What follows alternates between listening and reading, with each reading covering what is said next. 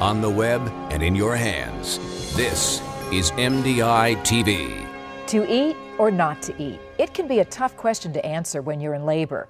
For years, women have been discouraged from eating and drinking once they know their baby is about to arrive. But what happens when you have several hours of labor? A new study has renewed interest about what's best. For decades, standard hospital policy had been to allow only tiny sips of water or ice chips for pregnant women. New moms are finding attitudes have relaxed. Our goal was kind of to keep things as normal as possible. So I ate when I was hungry. I had some breakfast and, just light meals, nothing major. I didn't feel like eating a hamburger and fries or anything. The Cochrane Collaboration, an international organization which evaluates medical research, is responsible for the latest study on the subject. The researchers began their work with the question, is there any justification for restricting food and drink during labor? To find the answer, they systematically reviewed 5 studies involving more than 3,000 women. Some women were completely restricted. Others were given only water. Some were allowed to have juice or sports drinks, and still others could eat whatever they wanted. In the end, the evidence showed no benefits or harms of restricting foods and fluids during labor in women at low risk of needing anesthesia. The conclusion, women should feel free to eat and drink in labor or not as they wish. Experienced nurses agree.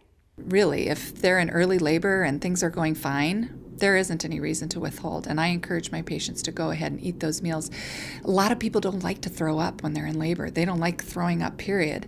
And so I always let them know that ahead of time. Be aware that when your labor starts to get active, it's very possible that you're going to empty your stomach. Just last year, the American College of Obstetricians and Gynecologists relaxed its recommendations, saying women with uncomplicated labor, as well as women without complications undergoing a planned C-section, could drink modest amounts of clear liquids.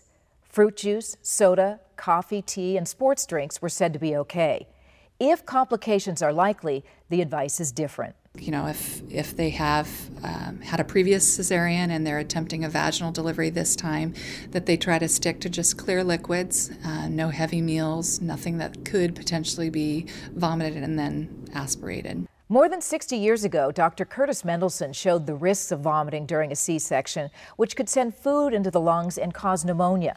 Some medical experts point to changes in anesthesia as a reason to relax the ban on all food and drink. 3 years ago, the American Society of Anesthesiologists released its new guideline recommending clear liquids, including broth and gelatin, to women in labor. No matter what you read on the subject, the trend is toward relaxing restrictions and giving women more of a say in the matter. And when it comes to what women will remember about labor, being hungry isn't likely to be at the top of the list. Any discomfort from limiting food and drink is likely to be forgotten once the baby arrives and you have a chance to celebrate with your favorite meal.